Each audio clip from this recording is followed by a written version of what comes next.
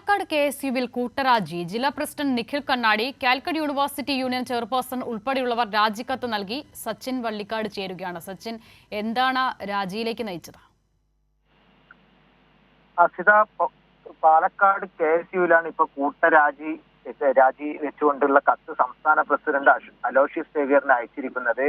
KSUയുടെ ജില്ലാ president Nikhil Kannadi, Calicut university union chairperson Nithin Fathima, KSU സംസ്ഥാന general സെക്രട്ടറിമാരായ അജാസ് കുഴൽമന്ദം, ഗൗജ വിജയകുമാരൻ തുടങ്ങിയവർ ഉൾപ്പെടെയുള്ളവരാണ് ജില്ലാ കമ്മിറ്റിയിൽ നിന്ന് രാജിവെക്കുന്നതായി അറിയിച്ചുകൊണ്ട് സംസ്ഥാന പ്രസിഡന്റിന് രാജിക്കത്ത് സമർപ്പിച്ചിട്ടുള്ളത്. കഴിഞ്ഞ കാലിക്കറ്റ് യൂണിവേഴ്സിറ്റി തെരഞ്ഞെടുപ്പുമായി ബന്ധപ്പെട്ടുകൊണ്ട് KSU MSF സഖ്യത്തിന്റെ പരാജയത്തിനായി പ്രവർത്തിച്ച ആളെ ജില്ലാ വൈസ് പ്രസിഡന്റായി KSU സംസ്ഥാന നേതൃത്വം നിയമിച്ചതിനെതിരെയാണ് ഇവർ സന്നദ്ധ അറിയിച്ചുകൊണ്ട് രാജിവെക്കുന്നതായി അറിയിച്ചുകൊണ്ട് സംസ്ഥാന പ്രസിഡന്റിന് കത്ത് നൽകിയിരിക്കുന്നത്.